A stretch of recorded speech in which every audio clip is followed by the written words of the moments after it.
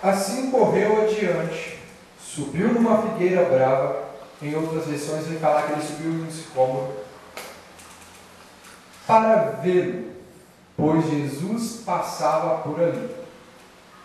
Quando Jesus chegou àquele lugar, olhou para cima e disse: Zaqueu, desça depressa, quero ficar em sua casa hoje. E algumas versões vão falar algo: me convenha ficar em tua casa. Todo o povo viu isso e começou a se queixar. Ele se hospedou na casa de um pecador. Mas Zaqueu levantou-se e disse ao Senhor: Olha, Senhor, estou dando a metade dos meus bens aos pobres. E se alguma coisa extorquir alguém, devolverei 4 vezes mais. Jesus lhe disse: Hoje houve salvação nesta casa, porque este homem também é filho de Abraão. Pois o Filho do Homem veio buscar e salvar os que estão perdidos. Aleluia! Amados, encurvem sua cabeça, quem está em casa, vamos fazer mais uma oração. Em complemento à oração que o irmão Nélio nos fez aqui nessa noite. Senhor meu Deus, tua palavra foi lida, os louvores a ti já foram entoados, ofertamos, ó Pai, a ti, ofertamos no início deste culto nosso coração a ti, e agora, ó Pai, a sua palavra será ministrada. O Senhor tem colocado essa palavra no meu coração, ó Pai, que o Senhor coloque também na minha boca agora, e que vá de encontro ao coração de todos esses que estão ouvindo. Que a palavra vai de encontro a todos que estão aqui dentro dessa igreja e de todos que acompanham através das redes sociais. No nome do Senhor Jesus eu te peço, ó Pai. Amém. Amados, esse aqui é um texto bastante conhecido. Todos os leitores de Bíblia conhecem esse texto, sabem do relato de Zaqueu. Há músicas cantando esse relato. Então é uma história na qual Jesus ele passou, ele vivenciou, que todos conhecem. Mas antes de entrar propriamente no texto, eu quero apresentar aqui para a igreja o contexto do livro de Lucas. Porque o contexto do livro de Lucas ele é importante para essa história também. O evangelho escrito por Lucas, ele foi um evangelho escrito de uma perspectiva diferente em relação aos demais evangelhos. Lucas não foi um seguidor inicial de Jesus. Lucas não foi um dos 12 discípulos. Lucas foi um historiador, um médico, na qual estudava e procurava transmitir o relato dele através de pesquisas de testemunhas oculares. Ele é um livro extremamente importante para nós, porque ele traz uma verdade contida nos outros evangelhos, que nos mostra que através dele, através das pesquisas dele, a Bíblia pode ser algo confiável. Porque é um registro histórico. O livro de Lucas ele é um livro histórico, porque ele aborda, e por ele ser médico também, ele aborda aspectos que os outros evangelistas não trouxeram. Lucas ele vai abordar no seu texto, ele é o único a falar que Jesus transpirou sangue, porque ele era médico, e por isso que ele descrevia um fenômeno da medicina. Lucas também aborda algumas histórias que para nós é de extrema importância e que os outros evangelistas não abordaram. Como, por exemplo, a história do publicano e do fariseu que foram ao monte. A história também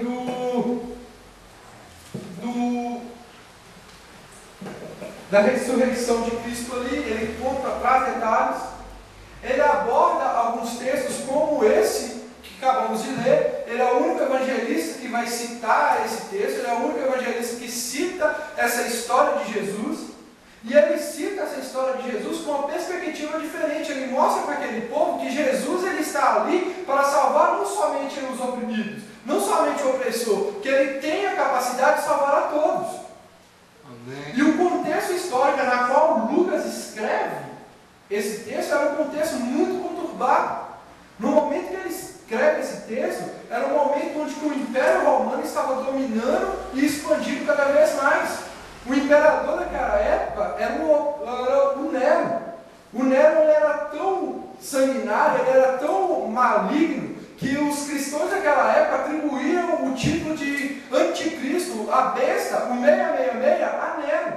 Ele era tão ruim com os cristãos que, trazendo uma verdade, trazendo um livro tão eficaz como esse, ele tinha que estudar, além de estudar, ele passava por uma perseguição muito grande, porque se ele fosse pego, ele certamente seria morto. Então aqui a gente tem um livro de um relato histórico, um livro que foi trazido por nós através do preço de sangue. Então tem muita importância e tem muita verdade em cima desse texto. Esse era o contexto que Lucas vivia. Esse era o contexto no qual ele se propôs a escrever não só o livro de Lucas, mas também o livro de Atos, que é tido os dois livros históricos da Bíblia. E por isso, para nós, é de extrema importância.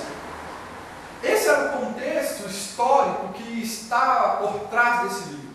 Esse é o contexto dessa época. E agora a gente vai entender um pouco da história de Jesus até chegar nesse ponto. Ora, Jesus, ele acabara de curar um cego, alguns capítulos atrás, e ele cura o cego, a Bíblia vai dizer, entrando Jesus em Jericó. Entrando Jesus às portas de Jericó, havia um cego que todos conhecem, que ouviu que Jesus estava passando e clamou de alta voz: Filho de Davi, tenha misericórdia de mim. Ele estava entrando ali a caminho de Jericó e a multidão seguia eufórica por Jesus, pois tinha acabado de presenciar um milagre de Jesus, no qual o cego, ao descobrir que estava passando, recebeu a sua visão. E isso está no versículo anterior, nos versículos anteriores, que fala: o povo vendo isso, deu louvores a Deus. Ou seja, o povo estava ali, eles viram o milagre de Jesus, eles começaram, a princípio, eles questionaram porque Jesus estava chamando aquele cego, mas quando viu aquele cego, eles louvaram a Deus. A Bíblia é categórica em afirmar isso, que eles estavam felizes. Porque a Bíblia vai dizer que eles louvaram a Deus. Louvar aqui estava no sentido que eles estavam em tanto êxtase, em tanta felicidade, que eles pulavam de alegria e gritavam, glorificavam o nome de Deus por um milagre que acabavam de ver. Só que aqui a gente se depara com um paralelo tanto quanto diferente. A primeiro momento, a multidão fica triste, porque Jesus chama aquele cego, porque Jesus tira a multidão que queria estar com ele, mas ela sai dali naquele momento feliz. Aqui já vemos o oposto. A multidão está feliz, seguindo Jesus, seguindo feliz, e sai triste. Sai triste por algum motivo, que é o que vamos estar abordando aqui agora. Ora, a multidão ficou triste, porque em momento nenhum Jesus tinha intenção de ficar naquela cidade. Em relatos anteriores nos capítulos, vai dizer que Jesus disse para os seus discípulos: vamos partir para Jerusalém, porque lá há de cumprir as profecias dos profetas. Ele não tinha intenção nenhuma de estar em Jericó. E isso é comprovado no primeiro versículo, porque fala assim que Jesus entrou e atravessou a cidade. Ora, ali onde havia esse relato, onde aconteceu essa história, o encontro de Zaqueu com Jesus, é algo interessante que a gente tem que notar, que o encontro foi debaixo de uma árvore. Essa árvore é uma figueira, essa árvore é um sicômoro. Ora, por que o evangelista cita essa árvore? Por que o evangelista dá o nome? Ele poderia falar assim: Zaqueu correu e subiu numa árvore, mas por que ele teve a percepção, ele teve a ousadia, ele teve a convicção de citar essa árvore? Qual árvore? Ali onde estava aquela árvore, o porquê de estar aquela árvore, tem um significado muito importante. Ora, a gente vai entender isso, vamos voltar um pouco a alguns anos, há 2000 anos, o contexto que Jesus estava era onde o judaísmo era a religião predominante, onde aqueles que estavam ali eram seguidores do judaísmo e tudo. E dentro do judaísmo havia o Talmud. E no Talmud havia um grupo de regras que era o Mishá, e dentro do Mishá falava o seguinte: qualquer sicômoro, qualquer árvore tem que ser colocada a no mínimo, vamos trazer para a linguagem de hoje, lá era cômodos, mas no mínimo uns 23 metros à porta da cidade.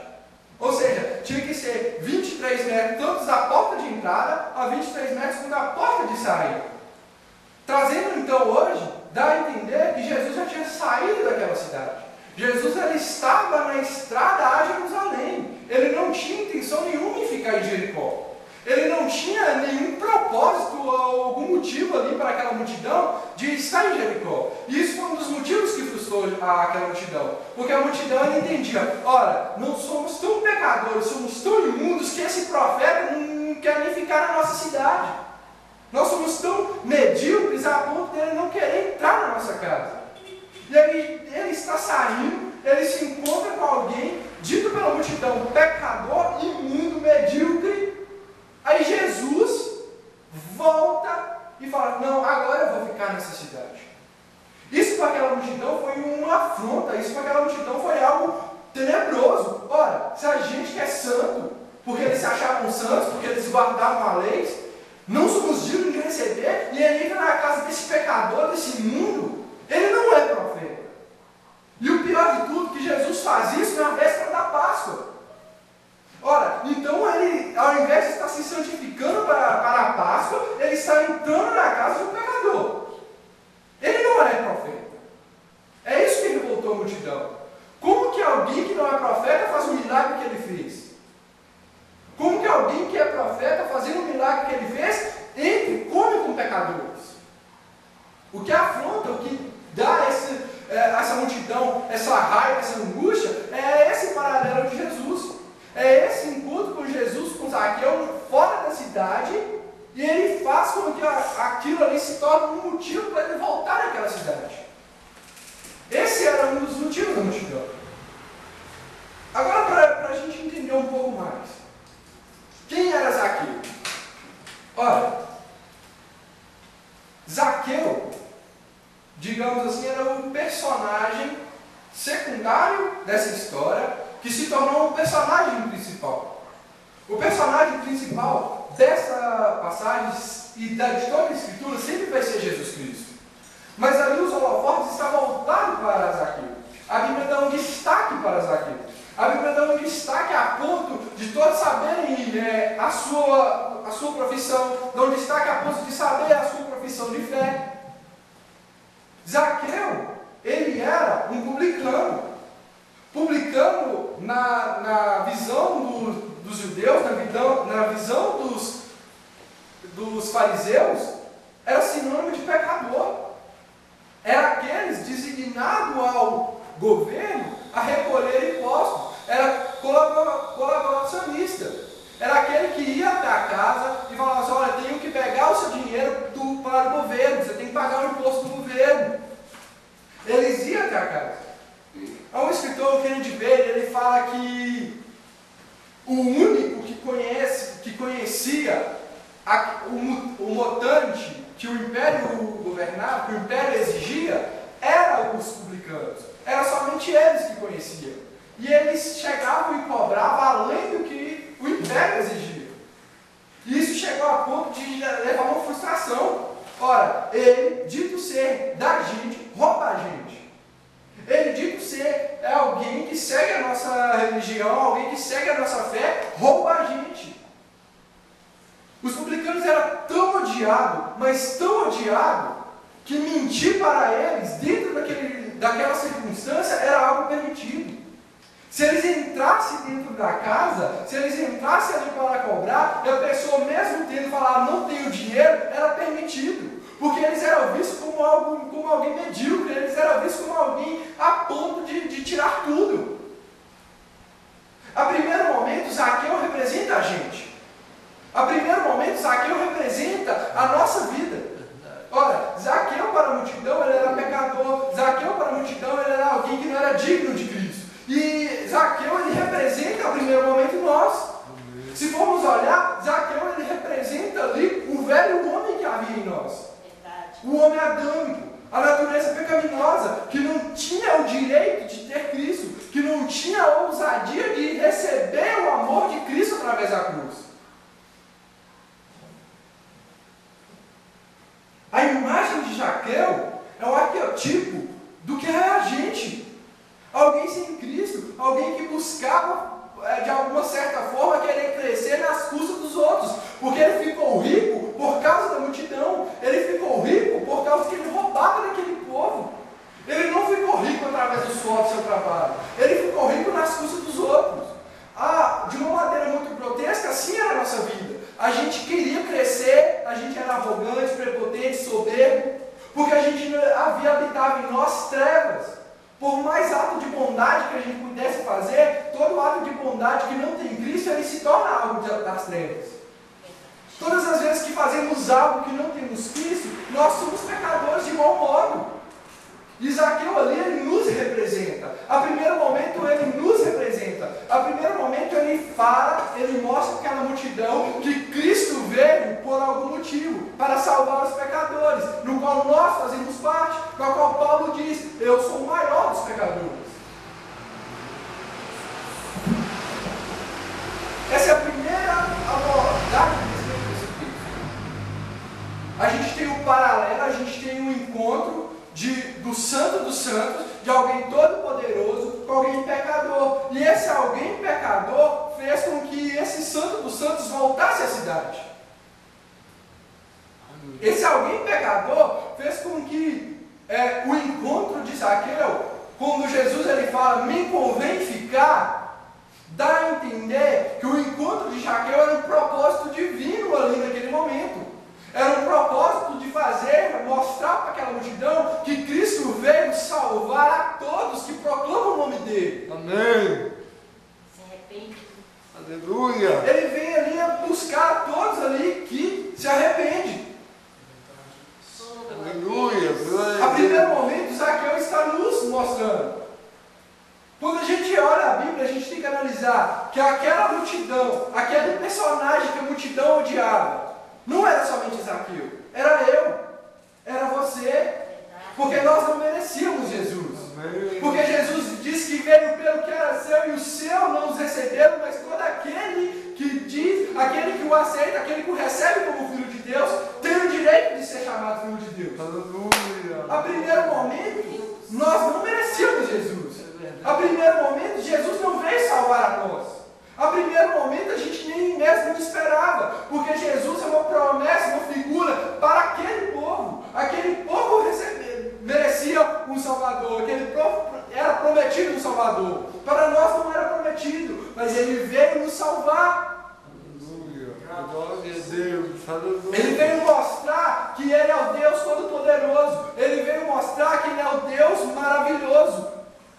E que ele faz o que ele quer conforme a vontade dele. Aleluia, amém. A primeiro momento, a gente tem essa figura, a gente tem esse paralelo. Jesus, ele entra, Jesus na cidade, na entrada da cidade, ele cura um oprimido, ele cura alguém que a multidão estava oprimindo, a multidão louva. E a segundo momento, a gente tem Jesus entrando e comendo na mesa do opressor. Aleluia. Alguns capítulos anteriores mostram Jesus o encontro com o jovem rico, e o jovem rico sai entristecido da presença. Depois Jesus tem um encontro com o mendigo, e o mendigo sai exaltando a presença dele. E novamente Jesus tem um encontro com alguém rico. A Bíblia está querendo nos mostrar aqui, não importa o quanto que você tem na sua caixa bancária, não importa o quanto que você anda bonito ou eloquente você falar, não importa nada disso, o que importa é o seu coração sincero, voltado para Cristo, amém. Voltado para a cruz. Amém. Aleluia, Jesus. Glória a Deus. Aleluia.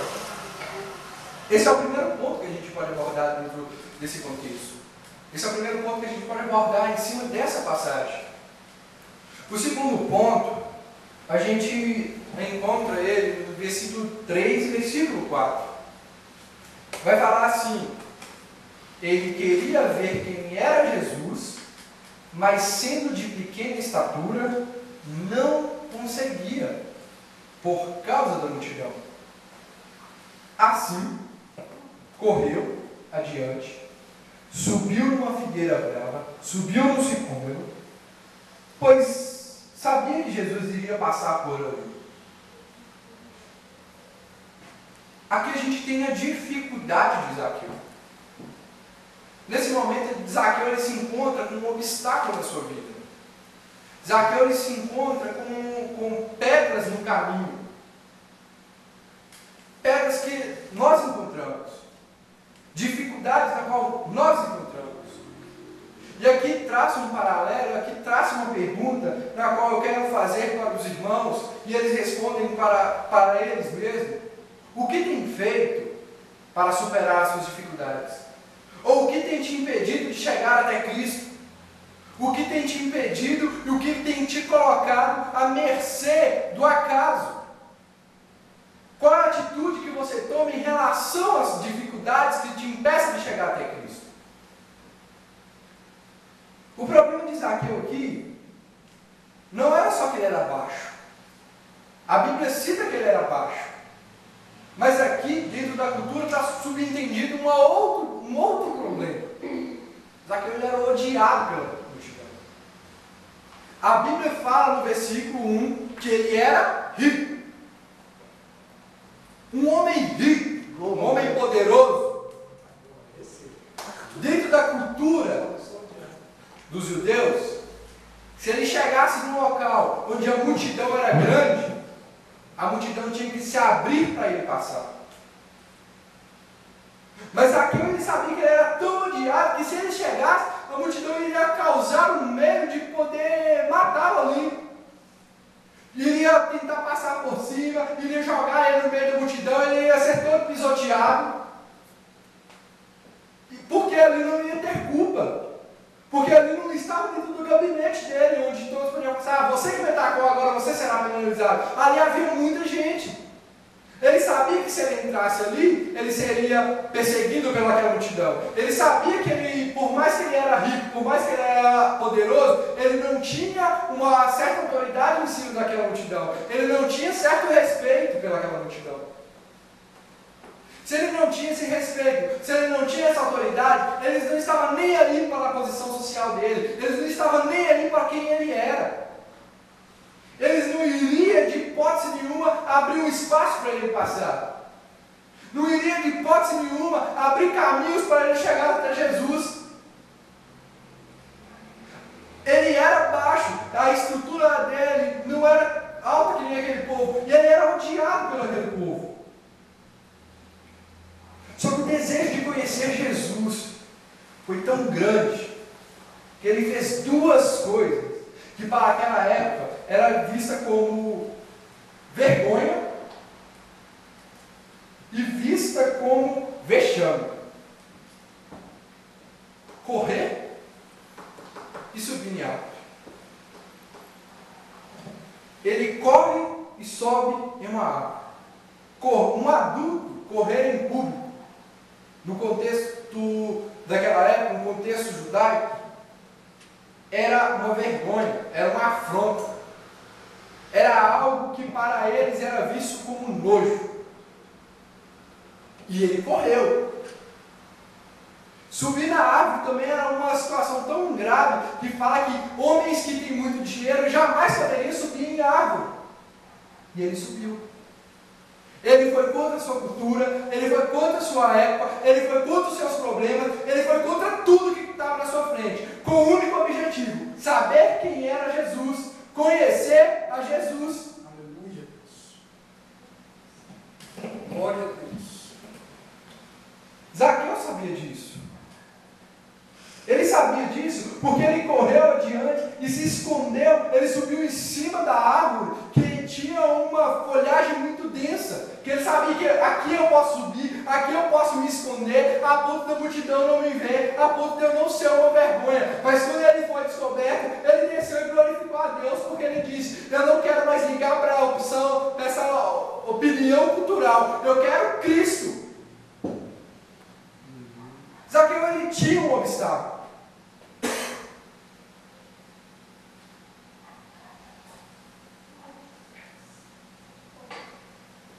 Nesse ponto da história temos o desdobramento de uma cena muito linda.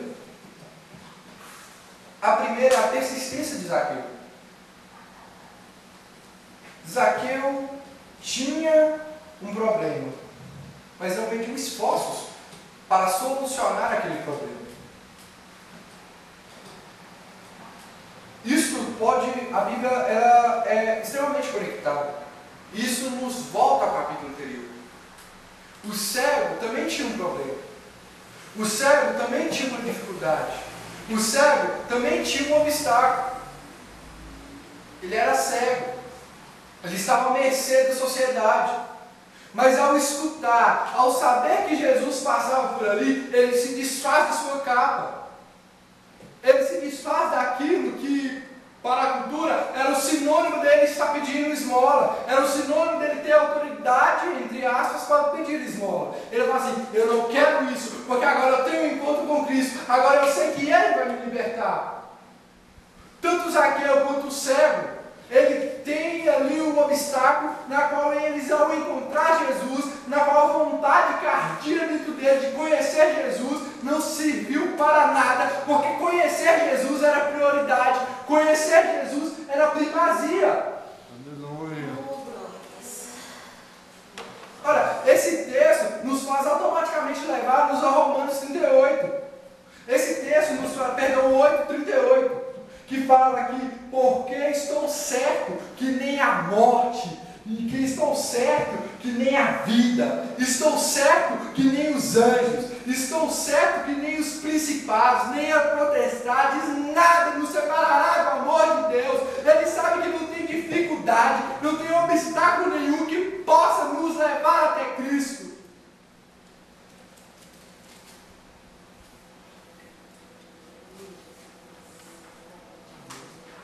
Porém, hoje o que vemos é crentes com obstáculos para tudo.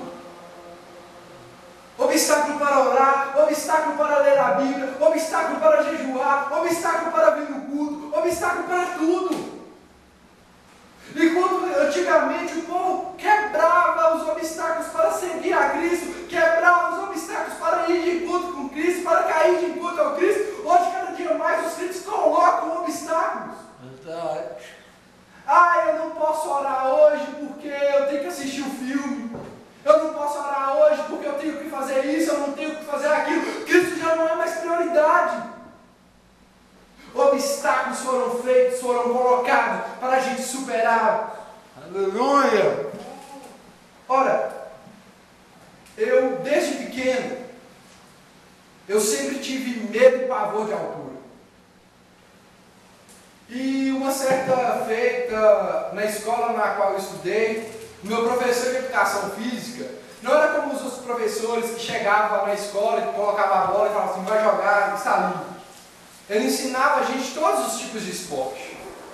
E em uma das aulas que ele explicou, em uma das modalidades que ele colocou, era uma aula de rapel. Para quem não sabe, rapel é você vai descendo de um prédio, você vai descendo ali com uma corda pendurada em você, você vai descendo, escalando de cabeça para baixo aquele prédio. E a gente fez esse teste no rapel, no muro ali, no barranco ali da escola. O barranco tinha na faixa de 3 a 4 metros. E eu vi todos os meus colegas descendo, minha perna tremendo. Eu falava assim: é hoje que eu vou ser zoado eternamente. É hoje que eu vou ser visto como frouxo na frente de todos. E o professor ele falou assim: olha, medos, obstáculos, eles só existem na nossa vida para podermos superá-los. Aquelas palavras foram o que me deu força. Aquelas palavras foram o que me deu a coragem de praticar aquela modalidade, de praticar aquele rapel. Ao descer ali, eu fui o primeiro de todos a voltar e falar assim: eu quero descer de novo. E estava morrendo de medo, porque o obstáculo que estava ali, o obstáculo na qual estava me impedindo, eu tentei de todas as formas superá-lo. Mas hoje, as pedras que estão no nosso caminho, muitas das vezes a gente coloca e aumenta a pedra. Às vezes nem é uma pedra, às vezes é um graveto, e a gente coloca como se fosse uma árvore no nosso caminho. Mas a gente tem que aprender aqui com o Zaqueu, a gente tem que aprender aqui com aquele cego, a gente tem que aprender aqui com todos lançada, a gente carrega com alegria, porque sabe que ao encontrar Cristo, porque sabe que a sua promessa, ela é verdadeira, e sabe que jamais Ele nos desamparará. Aleluia, amém. Ele é o nosso Deus, Ele que nos guarda, Ele que nos protege, e Ele está conosco todos os dias. Aleluia, Meu amém. amado, não teme quatro pedras lançadas sobre a sua vida, não teme contar os obstáculos que estejam na sua vida. Lembre que depois do obstáculo, lembre que depois de tudo isso, lembre que depois da porta estreita, há um reino onde o Cordeiro está lá, nos esperando para cear. Aleluia. Glória a Deus.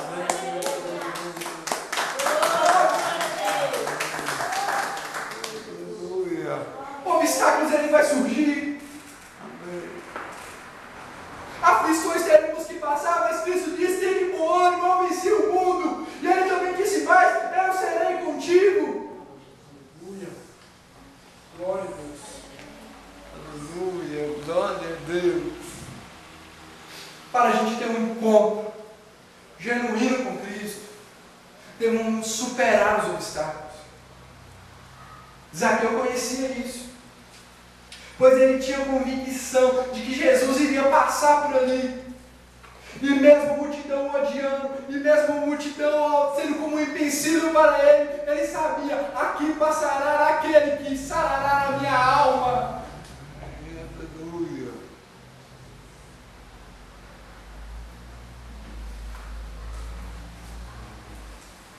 Então Zaqueu, ele tem um encontro com Cristo. E o encontro de Zaqueu com Jesus, ele traz uma outra verdade a respeito da Bíblia.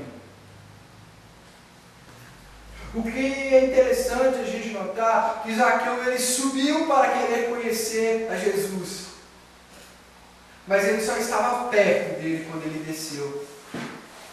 Há muita gente soberba, há muita gente que acha que é o dono de toda a razão, mas o Evangelho de Cristo nunca foi nos exaltar, e se nos humilhar ao pé da cruz, e se nos humilhar através de Cristo.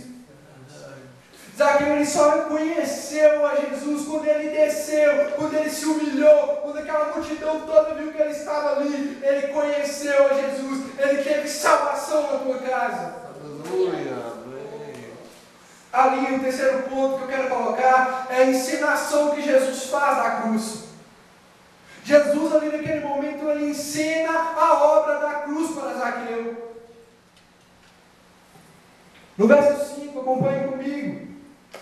Quando Jesus chegou àquele lugar, olhou para cima e ele disse: Zaqueu, desça depressa, quero ficar em sua casa hoje. Então ele desceu rapidamente e o recebeu com alegria. Todo o povo viu isso e começou a se queixar. Ele se hospedou na casa de um pecador. Jesus reconheceu que ele estava lá. Jesus viu que ele estava lá. Ele desceu para ter um encontro com Jesus. Depois que ele desceu, a salvação chegou na casa dele. Depois que ele se humilhou, a salvação chegou. Pare de querer achar que a nossa vida não é humilhar perante Cristo. Para de querer achar que sem a humilhação em Cristo vamos ser alguma coisa. Temos que nos humilhar aos pés dele, porque somente Ele é digno de louvor, somente Ele é digno de adoração, somente Ele é digno de tudo. Glória a Deus. Apesar de Zaqueu não querer ser visto pela multidão, nesse momento, se a gente tem uma reviravolta na mente de Zaqueu, a gente tem uma reviravolta na vida de Zaqueu. Temos no primeiro momento um pecador que sobe na árvore para ver Jesus, mas só está próximo dele quando desce. E a segundo momento, a gente tem uma multidão que se revolta por Jesus receber um pecador.